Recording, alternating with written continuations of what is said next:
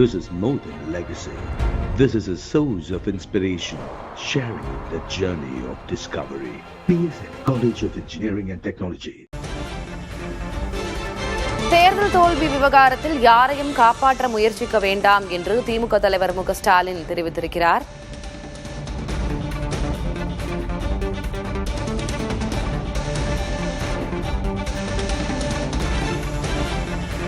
திமுக பொறுப்பாளர்களுக்கு திமுக தலைவர் மு க ஸ்டாலின் இந்த எச்சரிக்கையை விடுத்திருக்கிறார். தேர்தல் தோல்வி விவகாரத்தில் யாரையும் காப்பாற்ற முயற்சிக்க வேண்டாம் என்றிருக்கிறார் திமுக தலைவர் மு க ஸ்டாலின்.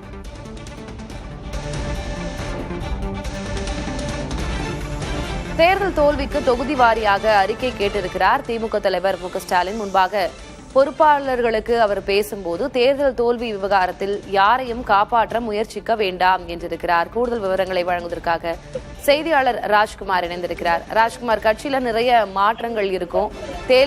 தேர்தல் தோல்விக்கு பொறுப்பேற்கிறேன், உங்களுடைய கருத்து என்ன என்பதனையும் அறிக்கை என்ன என்பதனையும் எனக்கு விரிவாக சொல்லுங்கள் என்பது போன்ற வீடியோ வெளியிட்டிருந்தார் திமுக தலைவர் மு க ஸ்டாலின். தற்போது ஒரு அண்மை செய்தியை பார்க்கிறோம். யாரையும் காப்பாற்ற முயற்சிக்க வேண்டாம் அப்படின்னு சொல்லியிருக்கிறார். என்ன விவரம்?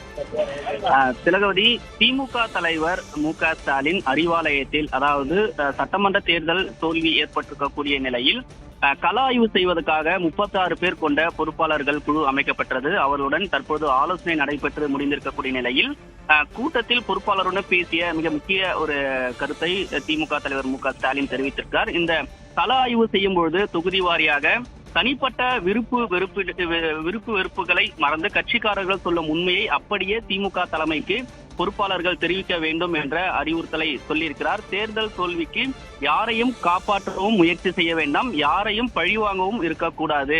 ஒவ்வொரு சட்டமன்ற தொகுதிக்கு 2 பேர் கொண்ட குழு பொறுப்பாளர்கள் இருக்கிறார்கள்.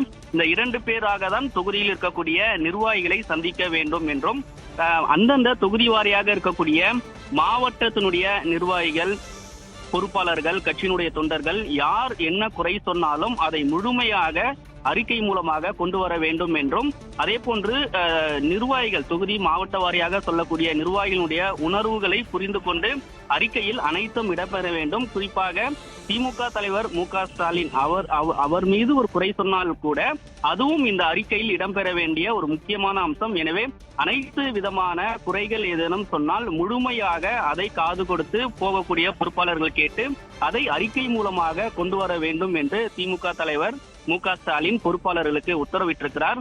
இந்த பொறுப்பாளர்கள் செய்யக்கூடிய கள ஆய்வு மிக முக்கியமானது.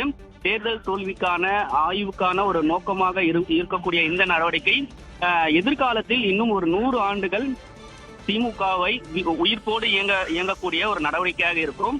எனவே இதை மிக முக்கியமாக பொறுப்பாளர்கள் இதையெல்லாம் கவனத்தில் கொண்டு ஜூன் 5ஆம் தேதிக்குள் அந்தந்த தொகுதி வாரியாக கள ஆய்வு செய்து அதற்கான அறிக்கையை திமுக தலைமையிடம் சமர்ப்பிக்க வேண்டும் என்று திமுக தலைவர் மு க ஸ்டாலின் உத்தரவிட்டிருக்கிறார்.